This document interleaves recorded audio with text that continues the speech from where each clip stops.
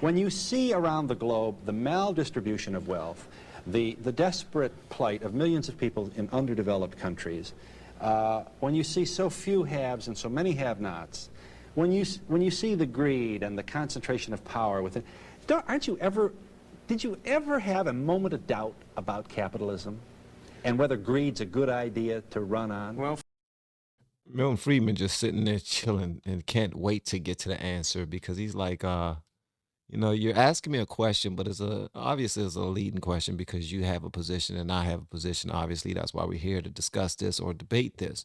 But I can't wait for you to finish this question because I'm about to kill it. I'm about to kill it.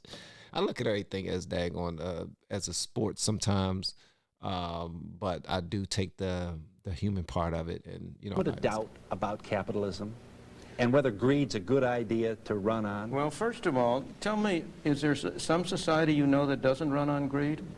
You think Russia doesn't run on greed? You think China doesn't run on greed? What is greed? Of course, none of us are greedy. It's only the other fellow who's greedy. Go ahead, bruh. Go ahead. He said, of course, none of us is greedy. It's always the other fellow that's greedy. And that right there is letting people, like, even if you came there ready to defend or argue against Milton Friedman's point, he let your guards down with that right there.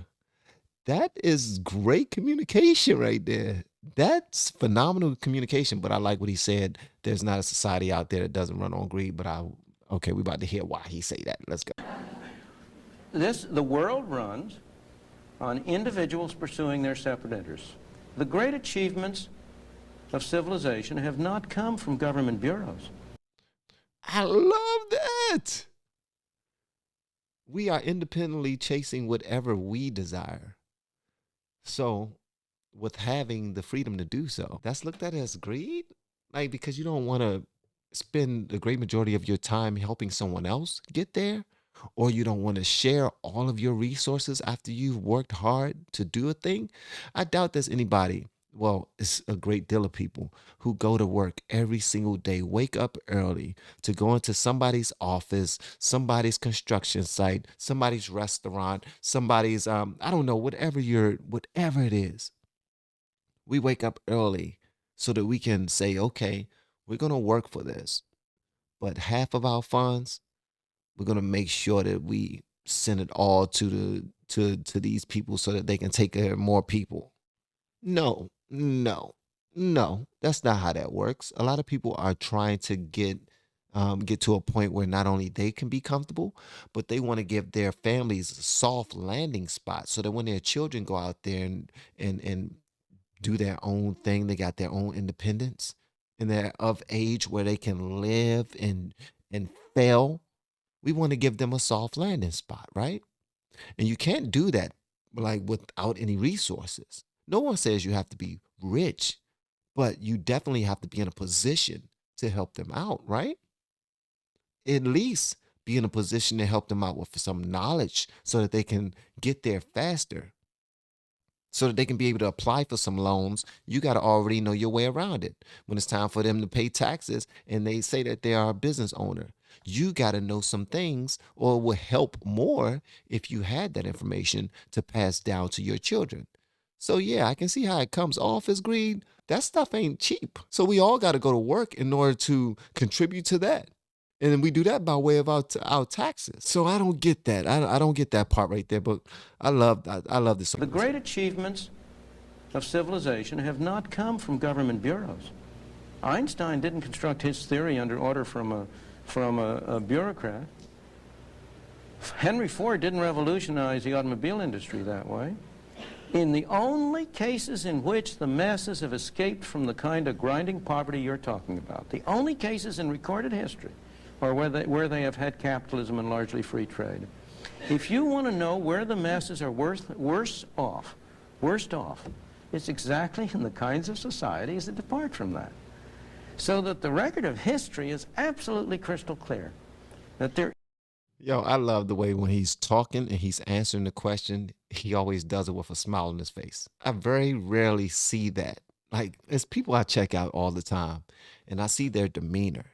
And their demeanor causes me even from just being a reactor, being behind the camera, it causes me to have that demeanor. Like if you're all stone faced and you're all la, and you don't seem like you have any compassion, any empathy, none of that, then that's going to cause me to be your mirror. I'm going to mirror you. That's why when you're out in public, you want to smile at people. You want to nod at people. Let them know through your nonverbal communication that you're approachable. The Bible even says, show thyself friendly. You got to show yourself friendly so that you can receive the same in return. And this is something that he does when he's having his conversations and he's talking about some serious issues. He always smiles, and he does it also because he knows he's right. And ain't nothing wrong with that. Worst off. It's exactly in the kinds of societies that depart from that. So that the record of history is absolutely crystal clear that there is no alternative way so far discovered of improving the lot of the ordinary people that can hold a candle to the productive activities that are unleashed by a free enterprise system. But it seems to reward not virtue as much as ability to manipulate the system. And what does reward virtue? You think a communist commissar rewards virtue? You think a Hitler rewards virtue? You think, excuse me, if you'll pardon me, do you think American presidents reward virtue? What y'all think about that one? Do you think American presidents reward virtue? How would y'all answer that? He's absolutely right, man. It's not all about being the most rich or most wealthiest. It's about being better prepared, like, and preparing your family as well. No one knows what's in the future. You got to make sure that you're prepared. You're stacking. You're saving money. You're investing money. You're creating opportunities. You're networking with other people who may have information that you might need someday, and you're giving them information that you have. Isn't that the barter system right there? You give, I give. Don't always take. You got to give something.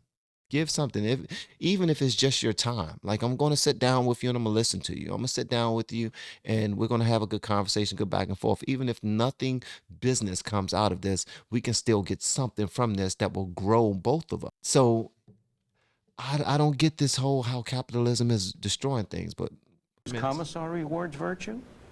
You think a Hitler rewards virtue? You think, excuse me, if you'll pardon me, do you think American presidents reward virtue? Do they choose their appointees on the basis of the virtue of the people appointed or on the basis of their political clout? go ahead.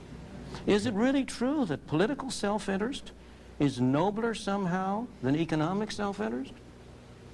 You know, I think you're taking a lot of things for granted. Hold on, I need to hear that part once more. I apologize. Is it really true that political self-interest is nobler somehow than economic self-interest? Do you believe that political self-interest is more noble than economic self-interest?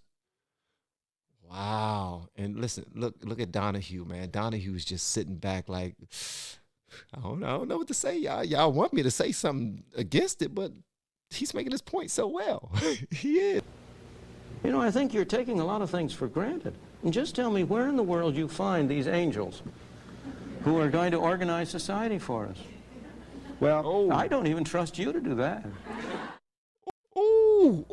when you see around the globe the maldistribution of wealth. Hold on. He ended that with a mic drop.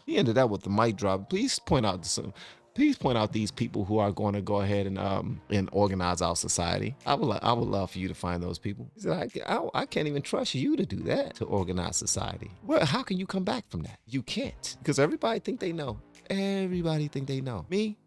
Y'all gonna think this is ignorant as hell. I love not knowing until I know. And then when I know, I want to know more. That's it. That's me. Someone said on one of my comments yesterday, I like how you do your research and your fair reviews. And then someone commented below them and said he doesn't do any research. All he does is listen to right-wing bigots. Like, come on, man. So sometimes your truth is not someone else's truth, and you just need to accept that, all right? But I really enjoyed this right here. I think Milton Friedman is very intelligent, and I can't wait to dive more into his content, into his talks, into his debates. I would love to see him in the debate more, because the way that he shuts it down. It's just like, man, it's like real cool, calm, and collected, like smooth as butter, man. And this does it with a smile on his face all the time, and it's beautiful. And when you ask him a question, he answers that question.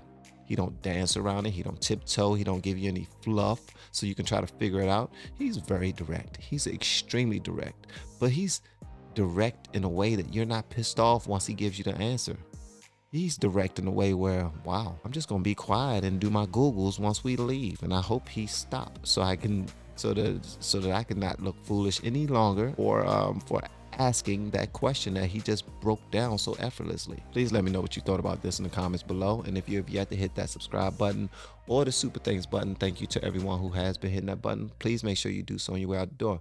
Once again, guys, I am Van, and now we are all the LFR family, and I look forward to seeing you on the next video and hopefully inside the Patreon as well. You all have been amazing, man. Love y'all.